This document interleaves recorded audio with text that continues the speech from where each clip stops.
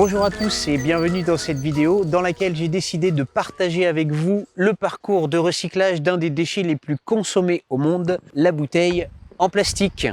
Bon, alors cette bouteille est faite en plastique, mais il en existe différentes sortes. Si on est un petit peu attentif grâce au logo ici, on découvre que celle-ci est faite en polytéréphtalate d'éthylène ou PET, qui est une matière issue de la transformation du pétrole.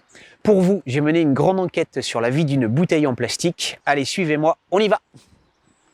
Bon alors comme c'est le cas malheureusement aujourd'hui, il n'est pas rare de se promener dans les bois ou au bord d'un cours d'eau et de découvrir des déchets plastiques ou autres par terre. Sachez quand même que ces plastiques-là pourraient mettre de 100 à 1000 ans pour être dégradés par l'environnement. Et pire encore, on retrouve ces déchets à plusieurs milliers de kilomètres de l'endroit où ils sont jetés. Tenez, par exemple ici je me trouve au bord d'une rivière à Poitiers. Eh bien on pourrait très bien imaginer que cette bouteille soit poussée dans l'eau par les pluies ou par les vents et qu'elle termine sa course à plusieurs milliers de kilomètres. Les petits ruisseaux faisant de grandes rivières, cette bouteille va poursuivre son chemin dans une autre rivière plus grande, la Vienne. L'eau de la Vienne, elle, se déverse dans un grand fleuve, la Loire. La Loire va elle-même se jeter dans l'océan Atlantique à la hauteur de Saint-Nazaire. Et c'est comme ça qu'un déchet jeté par terre à Poitiers termine sa course au milieu de l'océan, entraîné par les courants marins dans ce qu'on appelle aujourd'hui les continents de plastique. Bon alors si j'attrape celui qui a jeté sa bouteille par terre, je ferais bien manger un peu de plastique moi. Plus sérieusement, il aurait été plus raisonnable de jeter cette bouteille à la poubelle.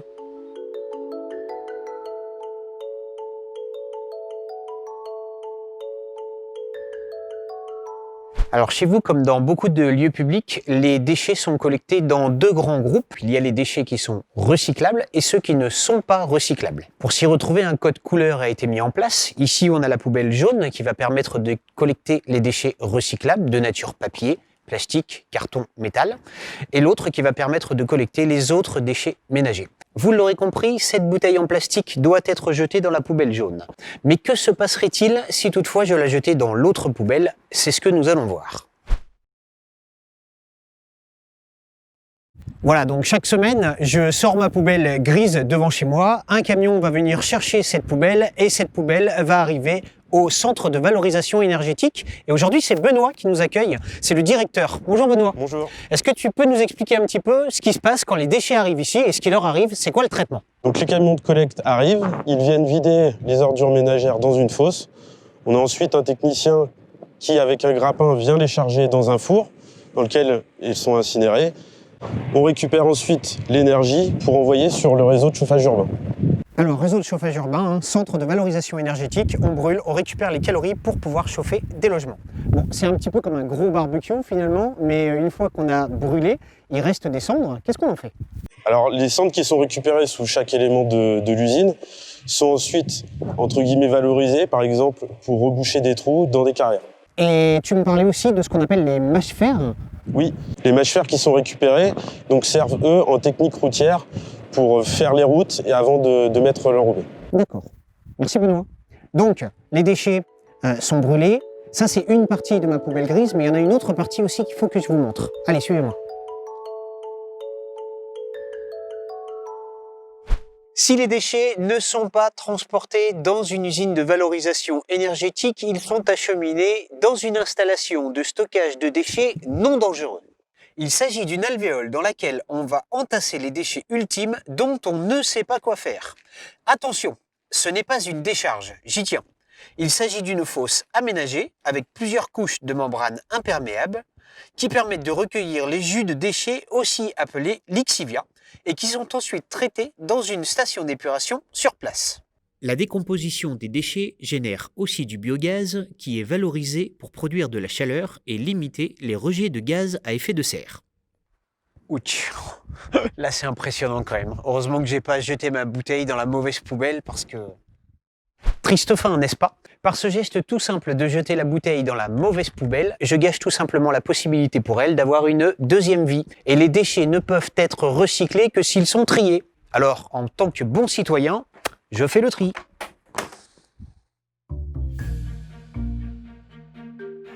Tout comme la poubelle grise, mon bac de tri est ramassé chaque semaine par des agents qui les acheminent par camion dans un centre de tri.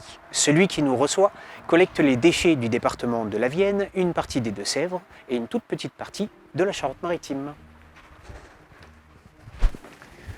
Bon alors j'ai pris un rendez-vous avec un professionnel qui va nous expliquer un petit peu le process de traitement des déchets quand ils arrivent ici. Et c'est François qui nous reçoit. Bonjour François. Bonjour Antoine. Alors est-ce que tu peux nous expliquer concrètement le fonctionnement de cette usine et ce qui s'y passe? Donc ici, on reçoit les déchets.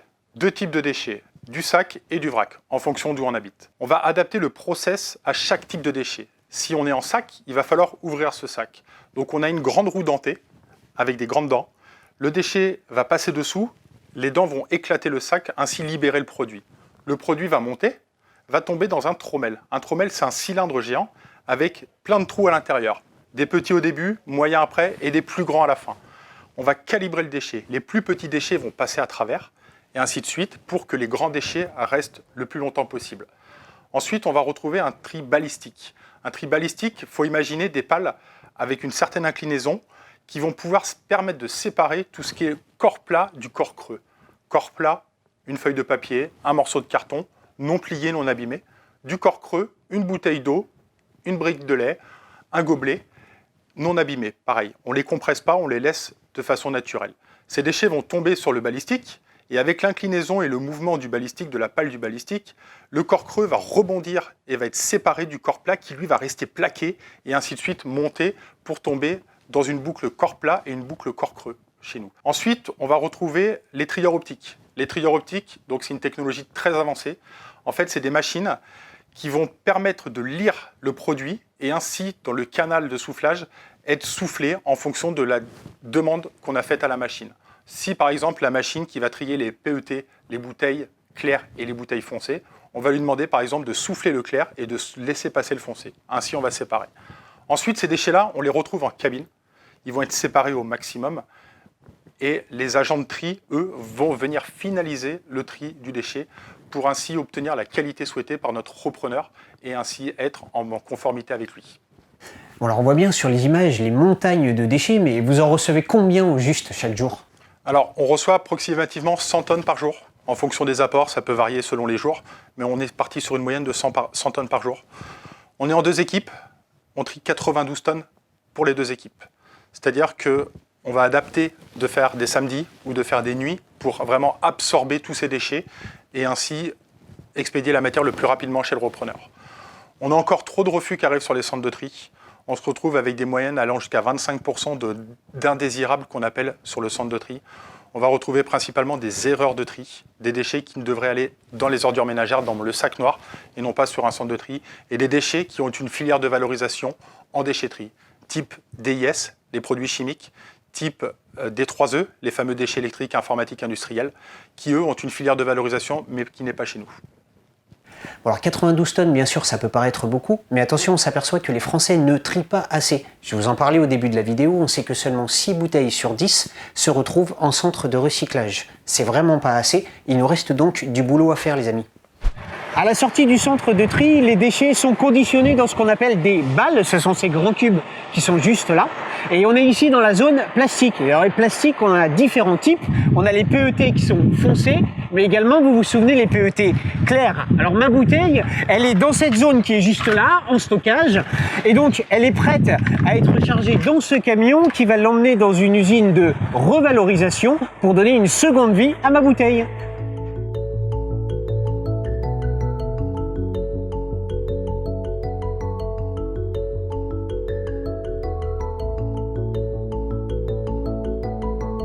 Bon François, on vient de voir un peu comment ça se passe ici au centre de tri. Tout ça n'est valable bien sûr que si les citoyens font le tri à la maison. Est-ce que tu peux nous donner quelques petits conseils pour être un bon citoyen et faire un bon tri? Tout à fait. Alors, quelques petits conseils. Bouteille d'eau valorisable forcément à partir du moment où la bouteille est vide. C'est-à-dire, ma bouteille, je la laisse surtout sous cette forme-là. Ouais. On ne l'aplatit pas, on fait le minimum d'effort, mais qu'elle soit vide. Voilà, il faut vraiment qu'elle soit vide. Autre chose qui est important, ce qu'on appelle les imbriqués.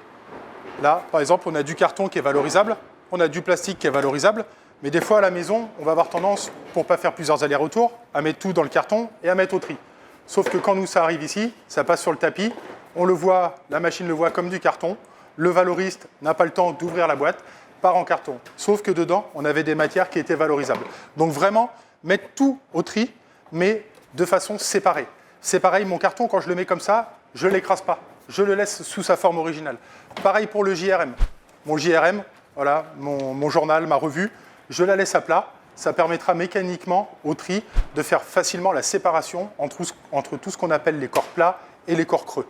Et si on a un doute avec, tiens, par exemple, le pot de yaourt, on en fait quoi? Alors, le pot de yaourt, c'est depuis peu, c'est l'extension de consigne de tri.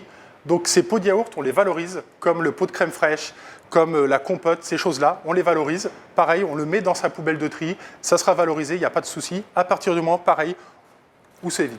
Voilà, où il n'y ait rien. On ne demande pas aux gens de nettoyer le déchet, pas du tout, c'est pas l'intérêt, mais que le déchet soit vide. Et tu me parlais tout à l'heure des barquettes de jambon, lardon, tout ça. Ah voilà.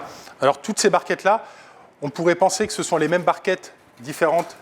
Elles sont toutes différentes. Ce sont toutes des plastiques différents. Et le problème des barquettes qu'on a avec les barquettes type charcuterie, c'est qu'on a plusieurs plastiques ensemble pour permettre la longue conservation du produit. Et le problème, c'est que ces plastiques-là ne sont pas valorisables. Donc ce plastique-là, je le mets dans mon sac noir, il part à l'incinérateur. Et si vraiment on a un doute? Si vraiment on a un doute, on se rapproche des collectivités via les ambassadeurs du tri pour avoir le maximum d'infos sur le type de déchets qu'on trie dans la commune où on habite.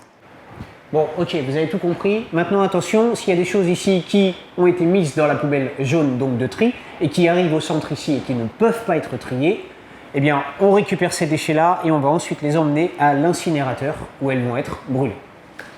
Bon, alors j'ai suivi le camion qui a emmené les balles plastiques en PET clair et je le retrouve ici à proximité de Dijon à l'usine Plastipack et j'ai hâte de découvrir comment ma bouteille va être traitée. Bon, alors là, je suis à la recherche de ma bouteille en plastique et je vous avoue que je suis un peu perdu là. Est-ce que quelqu'un aurait vu ma bouteille? À l'arrivée du camion sur le site, les balles sont déchargées et séparées par site de collecte. À l'ouverture des balles, un tapis achemine les déchets vers le trommel. C'est cette espèce de grand cylindre rotatif qui sépare les bouteilles entre elles. Les bouteilles en PET sont rincées dans de l'eau à 50 degrés et griffées afin de les débarrasser de leurs étiquettes. On obtient ainsi une bouteille nue.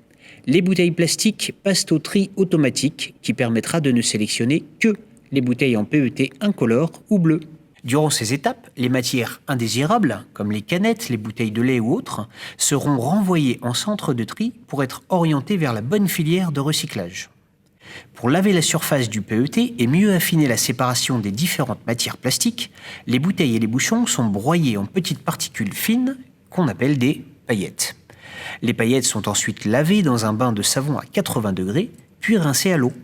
Et pour séparer les paillettes de bouchons des paillettes d'étiquettes et de bouteilles, on les plonge dans l'eau où elles sont soumises au principe de flottation. Là, les paillettes de PET coulent et sont récupérées, le reste flotte et sera envoyé dans une autre usine. Les paillettes sont ensuite fondues et chauffées pour obtenir du PET sous forme de spaghettis, c'est ce qu'on appelle l'extrusion.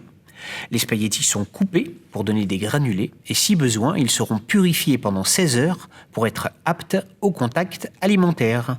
Les granulés sont chauffés puis injectés dans un moule pour obtenir une préforme. En fonction de la demande, on mélange du PET vierge et du PET recyclé dans différentes proportions, de 0% de matière recyclée à 100% de matière recyclée. Selon la quantité des deux mélanges, on obtiendra une bouteille plus ou moins bleutée.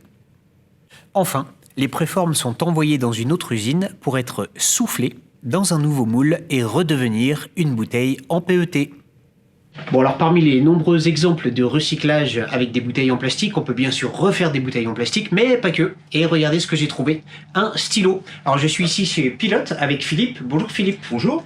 Comment tu fais pour faire ces stylos-là avec la matière que tu as à la base? Alors en fait, c'est une matière recyclée de bouteilles d'eau. Donc c'est une matière très visqueuse, c'est une matière qui est faite pour faire des bouteilles d'eau. D'accord. Et donc à l'époque, nous avons dû adapter le design à la matière. Donc on a donné la forme de la bouteille d'eau. C'était un très bon outil marketing, mais c'était aussi un très bon outil technique, parce que c'est un plastique très visqueux. Et on l'injecte par ici. Et le fait d'avoir les stries, ça nous a permis de casser le flux matière. Et ça nous masque en fait tous les défauts qu'on aurait pu avoir avec cette matière. Donc on s'est adapté à la matière pour pouvoir faire le stylo. Donc vous prenez les granulés, voilà. Ça passe dans des machines et on refait un stylo. C'est ça. Ça, c'est magique.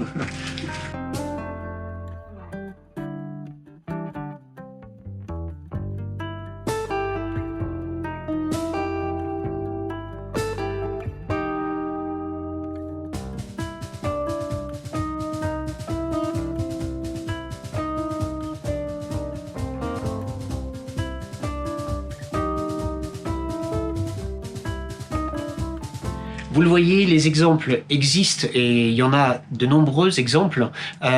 Donc n'hésitez pas, encore une fois, je le répète, à trier vos déchets pour qu'on puisse refaire des éléments, de la matière, des bouteilles, des crayons et d'autres choses. Merci Philippe. Merci. Ainsi s'achève notre histoire sur la vie des déchets où la bouteille aura retrouvé une seconde vie. Nous venons de prendre l'exemple d'une bouteille en plastique pour la ville de Poitiers et ses alentours, mais que l'on soit ici ou ailleurs en France, le parcours du recyclage resterait le même ou presque. Bien trier ces déchets permet d'économiser de la matière première et de limiter nos émissions de gaz à effet de serre dans l'atmosphère.